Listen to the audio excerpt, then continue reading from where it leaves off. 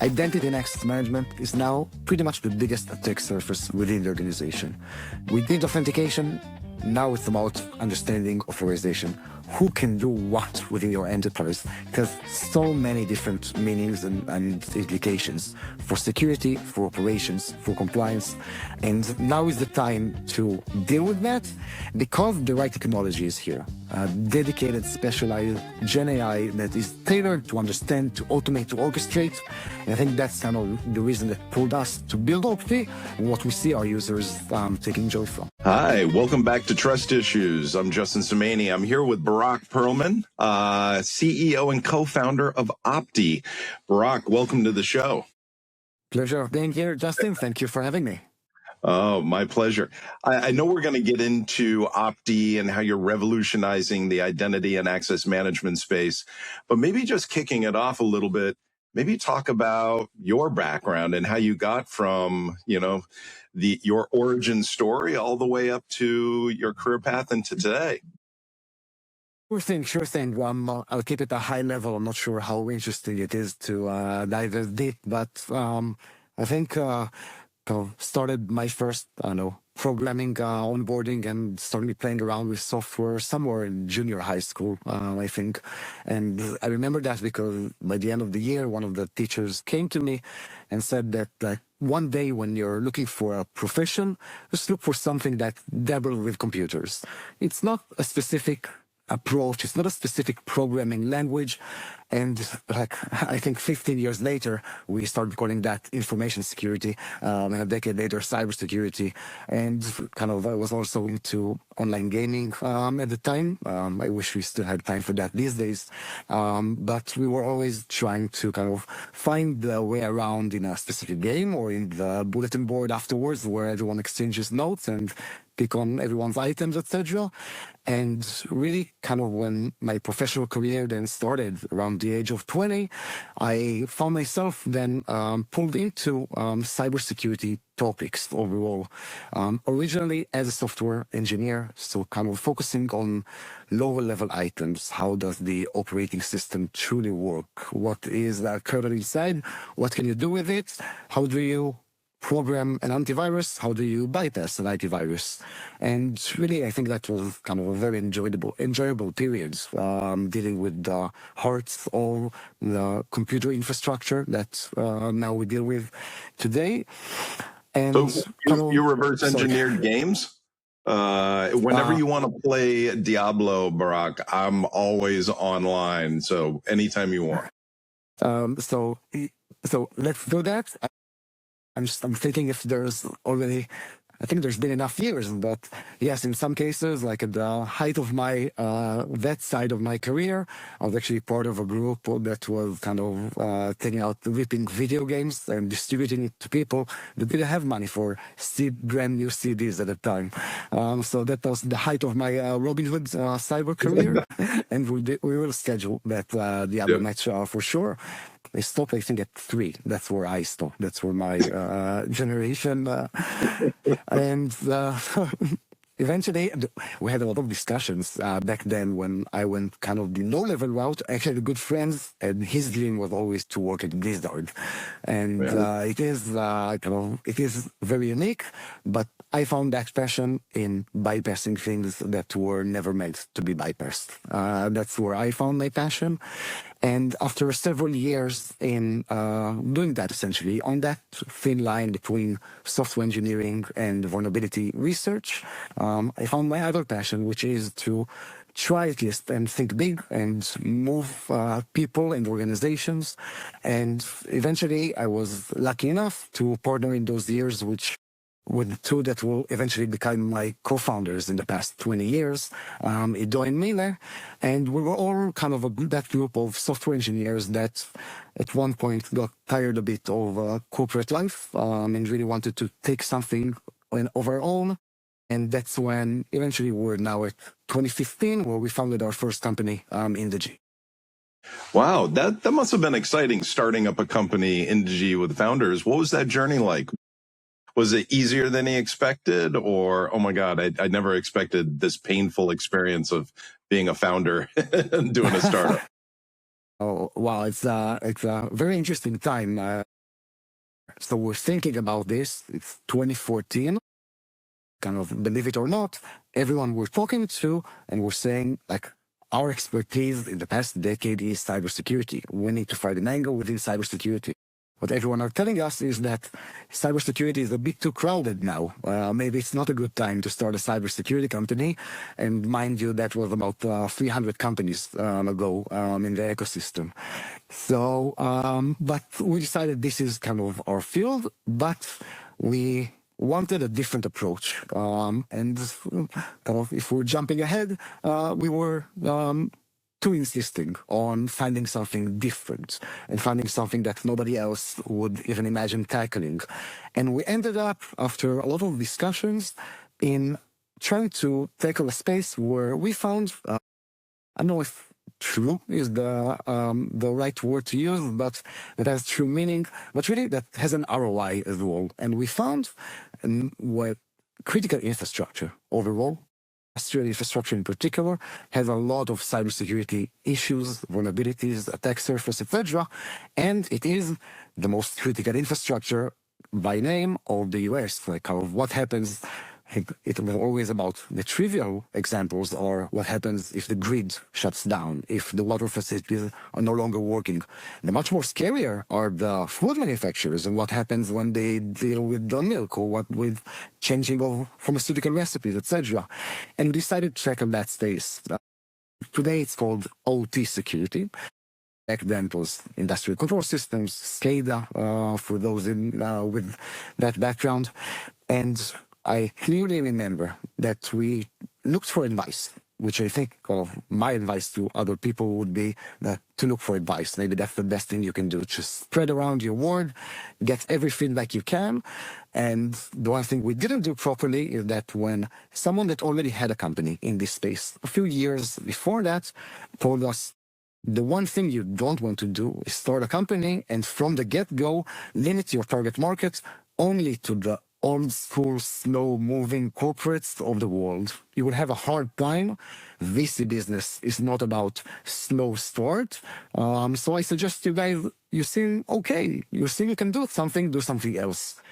And I remember after that meeting, we told ourselves, oh, he's jealous. Wow. He's so jealous that we're going to make it in, so 5 years later, I think he was correct in the sense that it is an important space, but it's a linear one. Every year, the industry grows in a linear pace. There's room for a few large companies there at the end of the road. VCs, I think, as you probably know them better than me, looking for that inflection point or having a true answer to why now when you start a company, which is something I think we didn't have back then, honestly. Yeah, I mean, the OT space is interesting, and I completely agree on the critical infrastructure as well as even on the non-critical infrastructure, going back to when I was at Price Waterhouse doing attack and penetration work. This is like 96, 97. You know, there were large ovens, industrial size ovens that you can lock the doors and fire things off with people inside, and the seaboard management systems of ships going up and down. We did a lot of work in various areas where it was impactful in a negative sense if things went bad. And so it was really impressed upon me. And the market as a whole, I think, is hard. It's hard because how do you secure like a low power IoT device? You know, how do you manage the network in a more intelligent way? And there's been a lot of work there, but it's not like endpoint security or cloud security where it's more expansive across the businesses that we see. Was that your understanding as well? Yeah, completely. And I think it's fascinating the way you look at it. And, in my perspective, I was, first of all, blessed with kind of two of Israel's finest on the technical side. And me that needs all engineering, all product, sales engineering, etc. And I allow myself then to focus kind of more on the market analysis perspective. So you're definitely correct that there's a lot of technical challenges, but that's kind of actually... That's something we're looking for in a way, to have technical challenges. if you would ask me what's the number one challenge or that type of industry, it's going to be getting the plant manager and the security manager sit in the same room and agree on something. That would be. So I think in many cases, when we, at the end of the day, when we think about what we want to do, and I think it really shows, or we try to implement it when thinking about the direction for Opti, you have to take all of these considerations into place, because you can have the best intentions in the world, but if you're not raising those $100 million in the first 4 years in order to fulfill those goals, then you're left with just a story. So I think that's super critical. That's awesome. So that must have been like an education and learning process. What happened next? Sure. So to wrap that up, we went for about 5 years then in the G. And eventually, kind of when we had that dilemma of raising a C round and trying to go all the way, or get off the ship, essentially. And around that time, Tenable came with an acquisition offer, which we thought is the best way to kind of to fulfill, keep the Indigi product and promise, and still to this day excites me when I'm pitching Opti sometimes and someone tells me, I'm using Tenable Opti, your product from back in the day. It still moves us greatly. But we decided to take that. We joined Tenable, and kind of it was their first acquisition, spent a few years at Tenable, and then understood the same group that we have more fuel in the tank. Let's put it this way. Around 2022, 2023, we started thinking, okay, we're going to start a company again. And what do we want to do now? What do we want to tackle? By the way, first of all, maybe what's our goals? The same way that we measure sales, let's define our own personal KPIs. And very quickly, we got to the understanding that, obviously for many, a lot of privileged reasons, we are not interested in creating another company that their best outcome is becoming a feature in another cybersecurity company.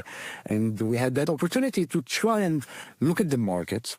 And in my perspective today, and maybe ask me again in 5 years, in my perspective today, take the opposite approach from what we did in Indigi. In Indigi, we asked ourselves, where is that market 4 years from now? Let's build and tackle that and hope that we're right and hope that we can educate the market as well. And instead, we took the opposite approach. We went out and said, let's understand what's the problems of next year and one by one see where's the best opportunity and what we can do there. And I think back in 2023, I think the obvious answer for what to do with the cyber company is AI security. I think it was pretty evident. A lot of VCs tried to push us in that direction. It's kind of, in our opinion, back then, and obviously I hope this ages well, it will be hard to build an independent, large AI security company. I think at one point it's going to be a space that needs to be resorted at best. Obviously, I thought that about ADR and endpoint protection a decade ago and was completely wrong. So I wish them all the best there. But we wanted to be able to sit in front of investors and in front of customers and tell them our Northern Star is that public company that, God willing, if we're successful, we can acquire in 15 years. And that's kind of what we saw, that this is what puts in back the motivation and drives us. And long story short, I'm happy to kind of elaborate on that. That's how we ended in the identity and access management space. Essentially, one that I think if you look at the from a 10,000 feet perspective, first discussions with CISOs, we asked them, so maybe I'll backtrack a bit. Once we started that journey, we, on the market side, making sure that we're not missing the why now, this time around, wanted to really do a due diligence, like an investor would, but I think in many ways, we only have one company, so we better invest a lot of time in that. Luckily, we had the relationships by now, so we could organize 50, 70 meetings with CISOs and ask them straight out, how is your budget for next year? What would you wish your budget was for next year, in which departments, in which areas? What is your top concern? What is the board asking you right now? Where do you have your challenges? And have that open discussion. A lot of those introduction help obviously came from you and your assistance earlier on, and good time to say that we appreciate that. And having that rare safe space discussion with CISOs, we saw identity coming up again and again and again. Now, honestly, it wasn't always number one, but it was always in the top three. Some cases, AI was a concern. That was number one. Yeah. SOC automation was maybe number one, number two, but identity was always up there. Then when you take a step back and you look at the market, because again, you have to analyze it's, you asked before and I skipped the question, but yes, starting the company, I think it was surprisingly hard. Like the road itself, everyone preps you for it, but you only understand when you're there.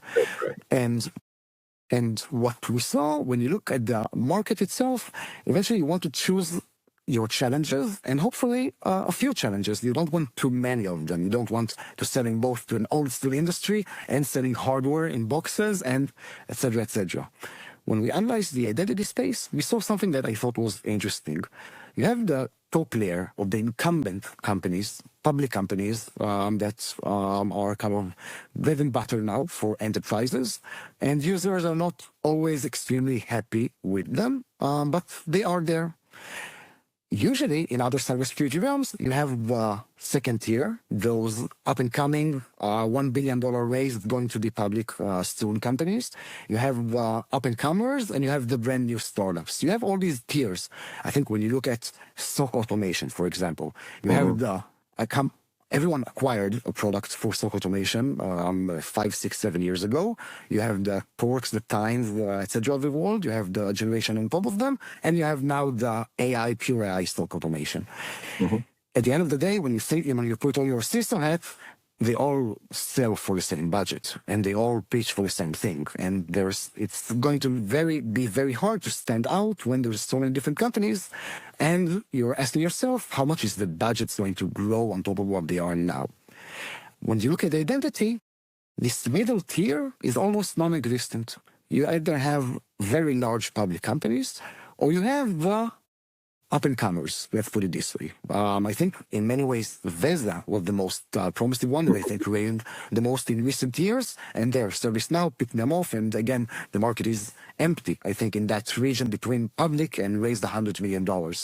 So that is also another opportunity that, like, if we execute properly in the first 2-3 years, like, the sky's the limit. You can be in number 4 or 5 in the industry as a whole, again, if you execute. Obviously, that is exactly the right step to pause and go back and say, okay, are we missing something? Why isn't there a second tier of IGA and IDPs? What happened to Ping, the competitor of Opti, and things like that? And then I think there, again, we had a lot of luck in terms of timing. Because when we double-click into why wasn't nobody able to take down SailPoint in the past decade or and other use cases around that, we thought that the answer was that simply the technology itself wasn't mature enough, or we didn't discover the wonderful thing called large language models and attention. And simply we didn't have the right tools to automate and orchestrate something that now, I hope I'm not pissing anyone off, I think is more complicated than SOC automation. Handling identities, understanding what permissions Justin should have in the organization, how we got these permissions, what should we do when you move between different teams, and then compile it all for reports on the audit committee afterwards. That is simply challenging. And what we were surprised at is already in 2023, before AI, there was almost no automation. We kept asking the security leaders, how do you do your compliance reports through user access reviews? How do you identify the movers and how do you clean up permissions? Oh, you didn't clean up permission in the last 3 years. I understand. And it came up, it was surprised us. And there is where, and just stop me if I'm rambling too much, Justin. Well, I mean, one, I could listen to this and more, and it relates on a bunch of different things for me, but you're taking a very market analyst approach. Hey, we want to do something. Where is there a market that's underserved from innovation? Which I very much agree with. I mean, the conversation over the past year is, hey, we have AI plus security problem. Everybody goes to the SOC, and a couple are winners, but there's a lot of attempts. the identity access management space for me in my old hat has always been painful because you have fragmented technologies, you've got different user base, you have private services that have an RBAC model that there's no standardization. Then you have SaaS and a whole bunch of different technical players and roles of how to manage it into a single review of sorts of do employees and contractors have access to what they need and only to what they need? How do I figure this out? And there's a fundamental problem. And maybe I use this time to really just ask the one question: what is Opti? So what we eventually found out is that these security leaders, they have 15 different use cases that they all fit under identity and access management. But when you really double click into what are these use cases, what is needed to answer them, I think it goes exactly to your point. At the end of the day, it's entitlement intelligence. It's who should have what permissions, do they have those permissions, and how do we give or take the appropriate permissions, and for how long. And Opti, at the base level, what we're building is that engine. We're building that engine that understands entitlements. And here is where, again, we were lucky to start a company in 2024, where Gen AI is just picking up. And we kind of took the research approach there as well. What value can we capture from Gen AI that enterprises need and will eventually pay for? And also that OpenAI, Anthropic, and Amazon are not going to capture themselves tomorrow morning. Yeah. And when everyone thought that the next generation of LLMs, like these days, like 2026, when we had a discussion 3 years ago, people thought that by now the industry as a whole will have expert models in every subfield. Or they thought that GPT-8 or Claude 8 will be an expert in everything and not just very good at many things. And we were lucky enough or observant enough to understand this is not our field. This is not a software engineer's field or vulnerability research one. We tied ourselves to a couple of professors, NLP professors, that gave us that tip, which was very trivial for them, of saying there's not going to be a model which is expert in everything. What you're describing to us, they told us, if you're describing that model, truly understand what is enterprise access that is deeply familiar with the top 1,000 applications within an enterprise, that is able to learn homegrown systems very quickly, and that is able to also add intelligence on identity workflows and policies within the modern enterprise and compliance perspectives. That's not going to come from prompt engineering, from context. It's going to come from actually fine-tuning, training, taking them the next step. And to your question then, at the base level, Opti is building that set of models that are truly expert in identity and access management. And on top of them, one by one, we tune in the use cases that our customers ask for us, with the end game of I will tend to take the wide approach of addressing all the use cases one day.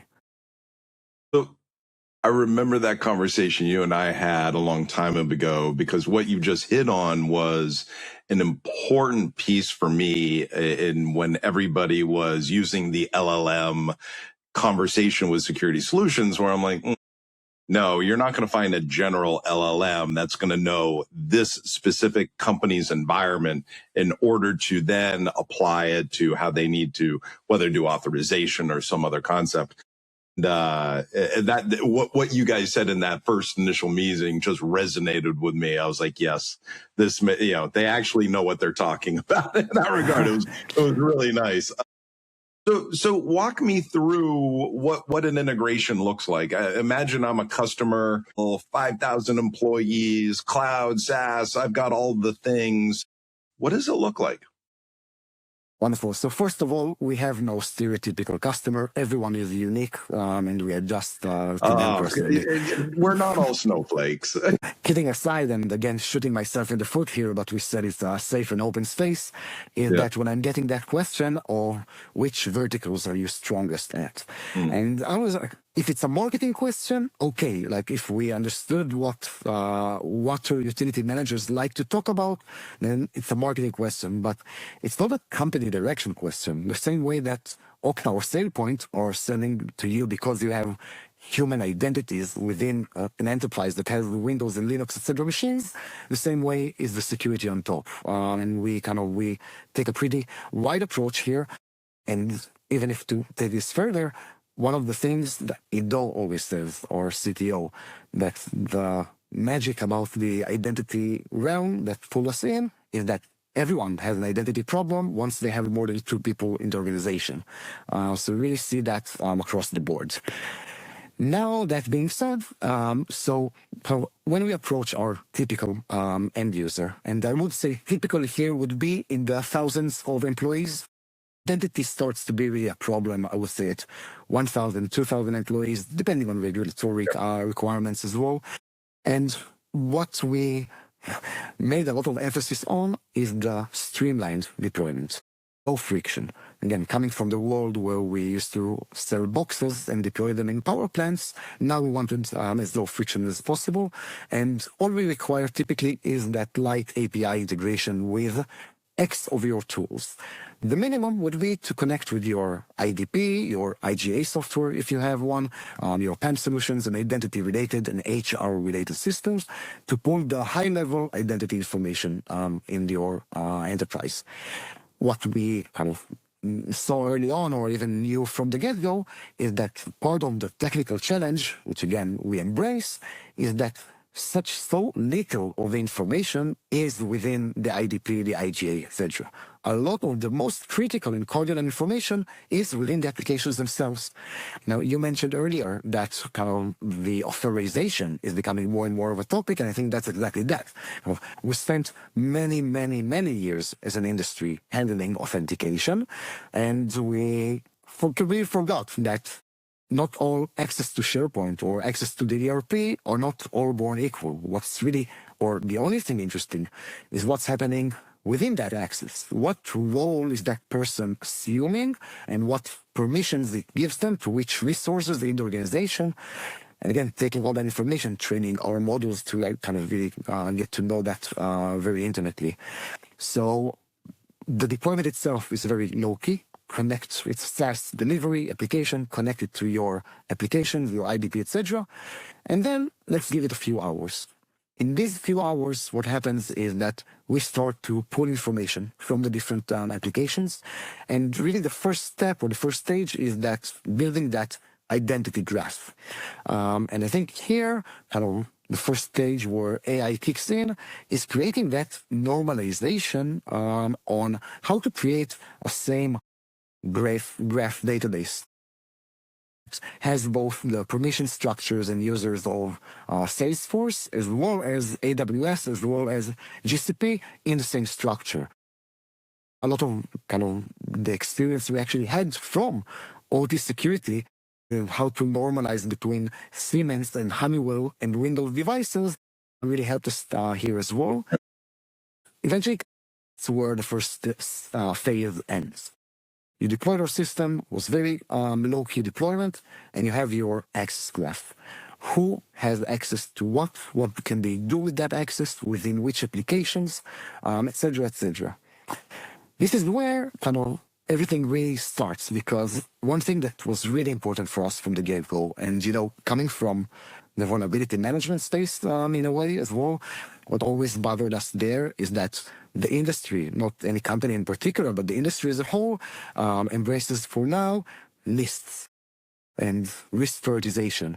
It's not really about going out and fixing and remediating, which is objectively hard, but with identity, it's not only not that hard, it's a requirement in our opinion. It's very important for us that we are not a tool about visibility. Visibility is simply the basic building block for everything you want to do afterwards. And we can talk about it later as well. We eventually found that some users do use that access graph for research and almost threat hunting, like with our natural language interface, which honestly surprised me a bit. But what we strive to do is have a series of AI models with different purposes, constantly analyze that access graph for different use cases, for helping you enforce least privilege and identify overprivileged accounts, for identifying misconfigurations, for helping making decisions on access requests, or identifying movers in the organization. So kind of, I think 4 or 5 dedicated models that we built that correspond to the different use cases that we're serving. So before we get into the use cases, first of all, thank you for that. That makes a lot of sense. RBAC models or authorization models in almost any system outside of admin and then non-admin users, like, when we get into fine-grained authorization concepts, there's no standard, there's no details, they're all specific to that specific application or service. How do you go through and understand all the different authorization models or the authorization model for service A, B, and C to then be, in effect, maybe normalize it, for the end user or the security team to review? Is that something you do? And then second to that is, in homegrown applications or services, how do you work through that problem, or is that something you even focus on? Sure. I think it's a fascinating question that, if I'll be honest, I was bothered by it 1.5 2 years ago. Yeah. So kind of when we were designing and thinking what is our MVP, what is our kind of maximal VP, and I would go to Ido, our CTO, every now and then and tell him exactly what you said, and basically tell him, there's no way you can solve that. Like, how would you? How would you know what you don't know? It's a failure. Never mind. Let's change directions. We'll go back to Tenable. And what he told me are 2 things, time and time again. He told me, 1, can a person do it? Can you tell a person to do it? Can you teach them how to do it? Can they find out how to do it? Let's automate it ourselves. Like, if there's a new homegrown system and you just hired an identity analyst to help fill access requests to that system, how would they know what to do? You're telling me that they will go and ask the app owner, and they will go ask the person, and they will go to the HR system and see if the other people there have access to that system already, and maybe it will go back to that person asking the access and ask them to explain why they need it for and how long they need it for. It's like, and I would tell you, yes, a person will do that. And they said, great. You're seeing the cursor and all this LLM stack that is being built. This is exactly what we can build as well. Kind of, you bring me the end users that are willing to give it a try and to show us, because we're not identity experts yet, but they're willing to show us. I'm going to build that for you. And I think that kind of is a lot of our approach here. We look at the engine and the platform we built as someone with 20 years experience in doing identity security and identity and access management in enterprises. They're familiar with all the different roles that come within Salesforce. And they saw quite a few by now, a couple of dozens of real-life systems of wide Salesforce. I'm just giving an example, every enterprise application that we support. Going back to your note that not everyone is a snowflake, not everyone is a snowflake. You were spot on. And here, nowadays, when I come to Ido and with a concern of how are we going to be able to provide for someone who uses, let's give another example, who uses SharePoint for either their file server or SharePoint as their external sharing and file server. And you would say, like, you see what Cursor is doing and how they are able to help you with coding for whatever reason in the world. There are some basic building blocks that are the same in all organizations, and I would say even most. And in many ways, kind of, you and I have been through the previous AI trend about a decade ago. Everyone were talking about anomaly detection and baseline behavior analysis. And I think the main difference right now is that back then, we never bought into that, but a lot of companies came in and said, we have a lot of machine learning. We will solve that 10% issue that you were never able to figure out because it was too hard, because you don't know at what times of day people log into your system, etc., etc. Great. This time around, we're coming with the opposite perspective. It's like, you have a new CFO joining your company. Good luck. You'll figure out what permissions and what access they need. Yeah. But it's holiday season and you're going to onboard 3,000 employees to your stores. let me make that a 2-hour onboarding process and instead of a 2-day onboarding process, and make sure that everything is cleaned up when they leave and they lose all the access they had. So we're coming in to really automate the 70-80%. Yeah, no, I was just going to jump in and say, from my perspective, across the security functional domains, therein lies the real problem that we have in security. It's not that we don't know what good looks like. It's, do we have the ability to identify and fix those issues at the speed of whatever the business is doing? And the ability to bring in automation, but now automation with contextual capabilities, is an amazing thing to really just automate that labor demand that we were just never going to out hire our way through that, right? I couldn't agree more. I couldn't agree more. The main difference that we're bringing to the table, Gen AI is bringing to the table, is that context-aware, adaptive workflows. I always think of that example. I think we talked about it even maybe then, when back in the day we tried to book a hotel online for RSA. Like, I don't care, be under $300, half a mile from Moscone, and you would have all these workflow automation tools, and they would always fail because there's a new pop-up of a Christmas sale that they weren't designed, weren't programmed to handle. LLM would see pop-up, like, okay, I'll just click the X button and let's continue with what we were doing. So having that is exactly everything that was missing between automating the not rocket science tasks that you talked about. And I think it's such a clear definition what you gave. It's not that we don't know what good looks like. It's not that we don't know how to collect the data to get there. It just sometimes takes too much time. Practical example. We typically lead in with identity risk, and let's first of all help you identify risk and mitigate it. Keep this privilege principle. What we found there is that I think maybe half of the value that we provide is in actually kind of raising issues that we were not aware of, but the other half lies in orchestration, and I'll call it even logistics. Typical, when you see a ticket that says, here you need to take away someone's permissions. In many cases, the person handling the ticket will go, okay, now I need to reach out to that person, reach out to the app owner, validate that it's okay with them. I do need to check in the application, on that specific application, what is the procedure for removing someone? Do I need to go back to the IDP security groups and make changes, or in the app itself? No, when we bring you that information, or here's someone with this entitlement, but they're actually just using part of it and the rest of their team has a lesser entitlement, we already reached out to that person, gave them kind of the information, automatically told them that it would be more fitting if they have a lower and lesser privilege. People, on the other hand, we like to joke around that people collect privileges in an enterprise. But when you get an automated message from an automated system that is fully auditable, telling you that you didn't use your permissions, then you're much more likely to relinquish it. Well, I completely agree. You know, the onboarding, offboarding process to me is fairly, that feels, and you might disagree, but that feels like an easy problem to solve. And honestly, in security teams, we know about it. We can manage it. The real problem is the movers. You know, Justin started at security. He moved over to sales. He's gathered a whole bunch of services.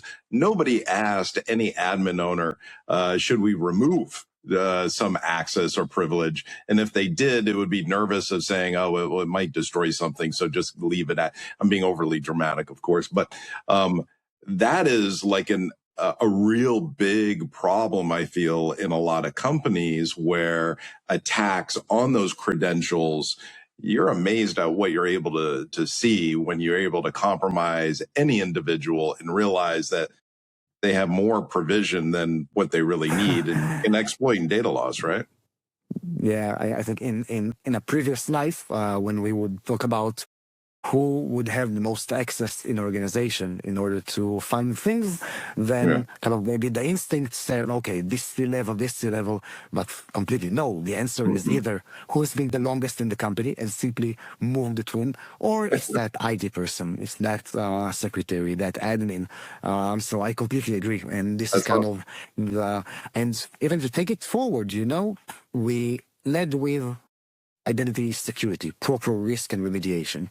We started getting those requests of, hey, help us with identifying movers, help us with recommending on access requests, just because you already have that logic information.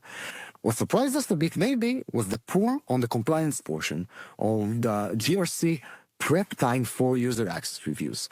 Compiling the Excel sheets over Excel sheets for the different application just to distribute them to the app owners.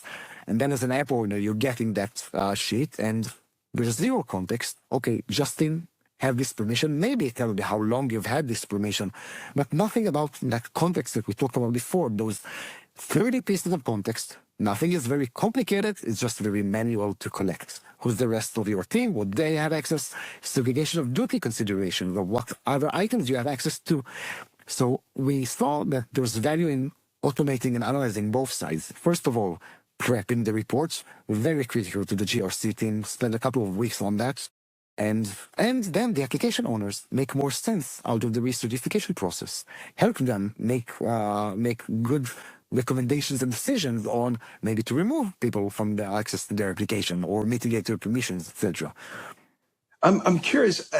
What you're bringing up is we've always done access reviews.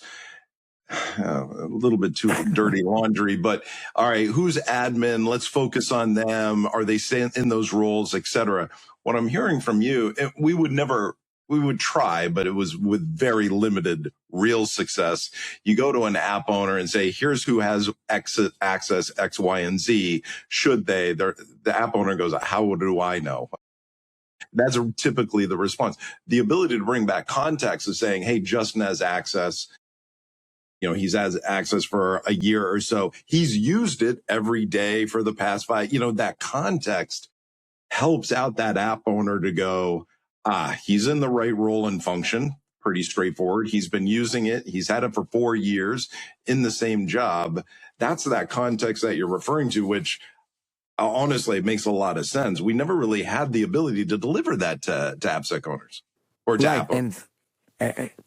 So spot on, and let's take it one more step.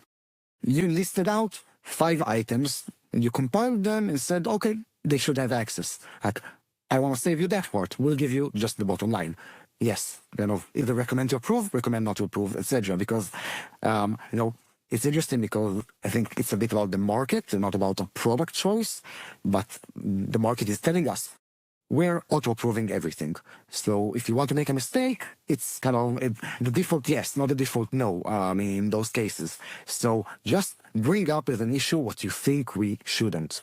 To start with, as they gain more confidence, then we get to make the decisions themselves. And only if it backfires, if there's kind of an ask to review again, then it comes to a person. And we, again, it's not a lot of very complicated decisions in many cases. So that's really helpful as well. And I will say on compliance that we're seeing that these days, audit committees, they're becoming much more kind of demanding in the, not necessarily in the action derived from the process, but it simply takes a lot of time because it is done on a quarterly basis. We're seeing it these days much more prevalent than just the financial industry and companies. It's pretty much a standard these days, and a lot of time, again, we were surprised. We never thought compliance as a big driving factor for an early stage startup, but it keeps coming up. And going back and just kind of pulling these pieces, you've got the joiner, mover, leaver use cases. You've got the compliance in that mover account review process.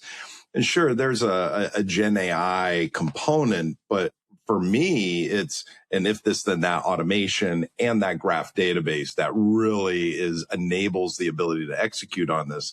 Is that right? I think you're understanding it perfectly, and I'm honestly outlaying it perfectly. I'm always learning a lot in our discussions.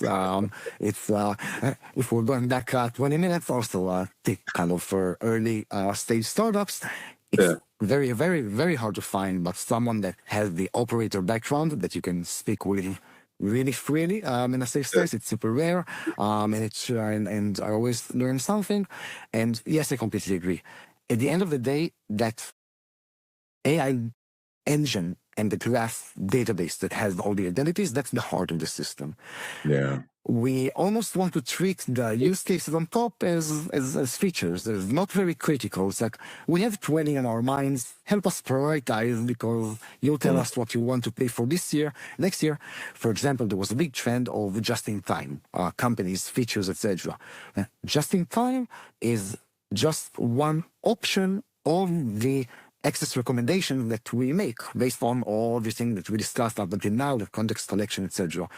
So yes, I think that's a good description, kind of, and I think kind of our team would be angry with me if I would be remiss to emphasize that maybe one of the biggest challenges is building that AI infrastructure. So really taking that extra step, going out and fine-tuning models, you get into a new world of pain for us, at least, which is why we built a data science team. And because now you want to train or fine-tune a model. Okay, how much data do you need? It's no longer context. You don't tell it, give it 1,000 examples, and that's it. Now you have to create the data. You want to take data from real life, and you also want to generate data. So now you're building models that will create identity data in a modern enterprise. It was a very long process, and kind of, honestly, well, the longer the better. We're creating a differentiation in the market, but that's kind of the heart that really allows us, I think, to deliver on what we. I would imagine, and I'm just asking here, you got two companies, you did that fine tuning on company A. It's not necessarily usable for company B, right? Perfect. So let's take it one step forward, backwards. We fine tune and train without any context and any relation to a specific company. It's that crash course of what you would teach an identity analyst or IAM specialist. We teach them the best practices of the industry. We train on the best practices of the industry. We train on, here's the 1,000 most common enterprise software, your internal structure. And as we talked before, 90% of it is going to be relevant in every organization because not everyone goes down and changes the SharePoint permissions and the names of the different roles. By the way, if they do change the roles, it's still natural language, unless they on purpose try to do something that is 1, 2, 3, 4, 5 role, which again, how would a person find out what the role is? They will eventually go out and ask. They will eventually look who is a member of that group. Nobody's in that group, they can delete it. If someone is there, they can reach out to them and ask more questions. How did you get there? Eventually, they will get to the answer, to the root, and that's what our automated AI that wasn't trained on your organization. It was trained on how to communicate with people, with entities, with applications. So that is think of it as the pre-training or the pre-deployment, essentially. That's what we do at Opti. It's the same models, shared different instances, the same version of models, shared in all of our platforms with all of our users. What then happens locally at your system for your security team, what you can think of it then, is that context engineering. The model knows enough about identity and knows enough about enterprise applications that now you can add, I like to think of it as guidance. It's not a policy, it's not a rule, it's a guidance in natural language. In our organization, no employees with less than 6 months in the company can have admin access to production servers, period. We have our default, again, of what is production servers in the organization context, because we know what applications you have. If you're not happy with what our experience tells us what is production servers, great, just add another line in our kind of backbone guidances. Production servers are AWS and not GCP tools, etc.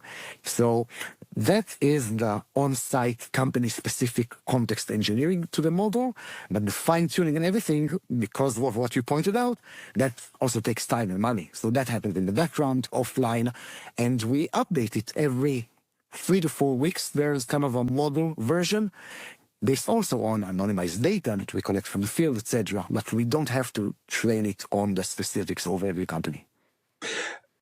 That's great. One of the things that you hit that maybe got overlooked, you said that model was trained, the initial model, but it's different instances of that.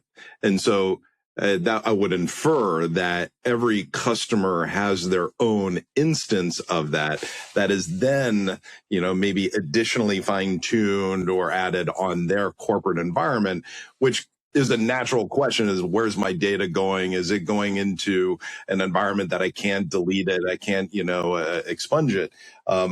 Is that, correct, basically? Sure, sure. So first of all, yes, every user has their own instance. We are dealing with identity at the end of the day, and we have kind of our on-prem and single-tenant configurations, etc. We thought what you said about we will need or want to fine-tune on specific user data. We thought maybe the road takes us there. Up until now, it didn't.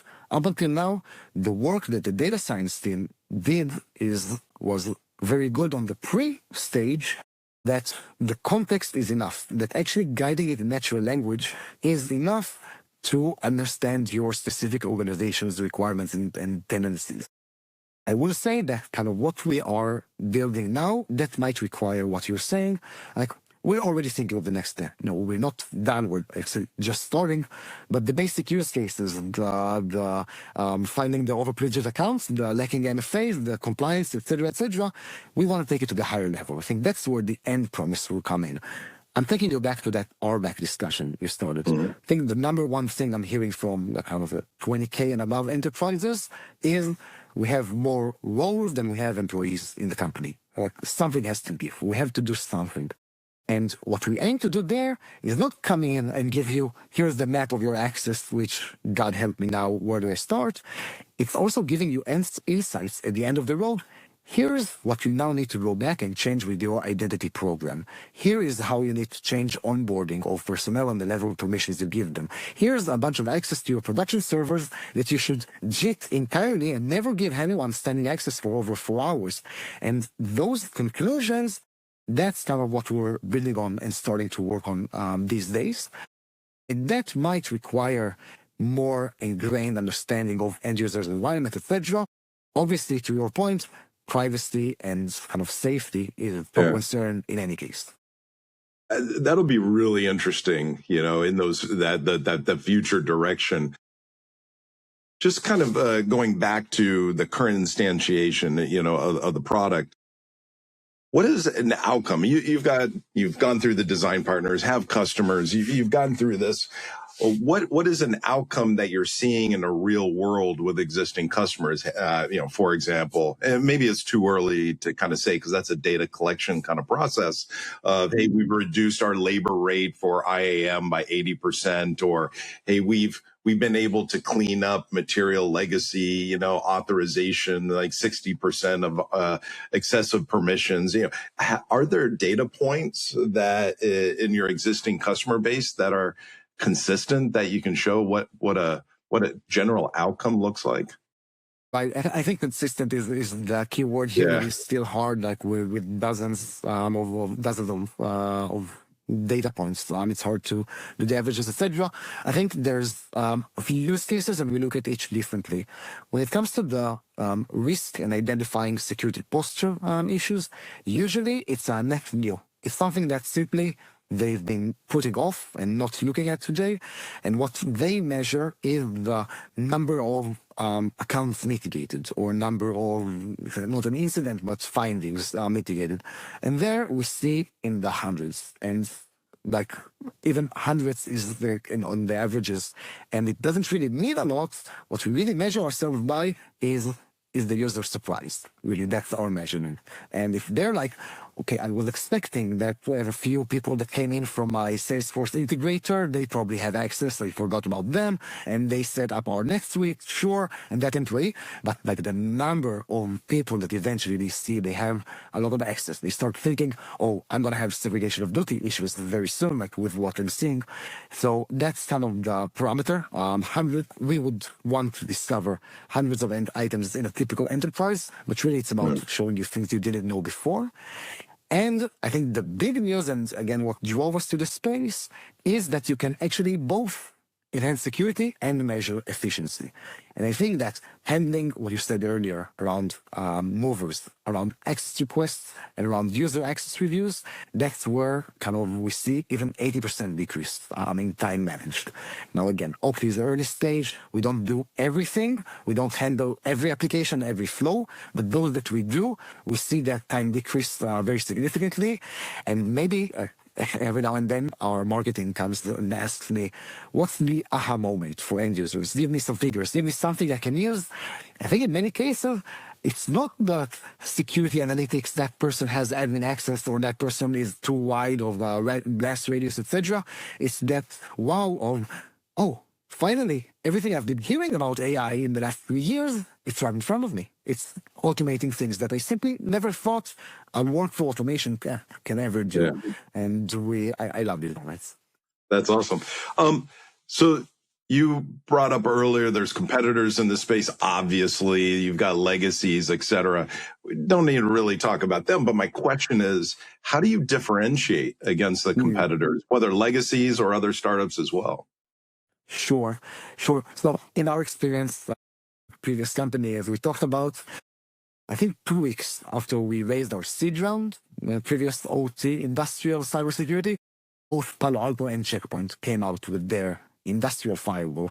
And we told ourselves, a big mistake, let's go back, like what did we think to ourselves? 5 years later, I think that product is not really released and out there in the field. So what we learned by fire is that the incumbents, they're welcome to be incumbents. They are what they are. They build great companies, but we're not concerned about them and not considering them a competition. There is a very active startup space, like you said, and you want the competition. Otherwise, like, what did I miss that everyone else didn't?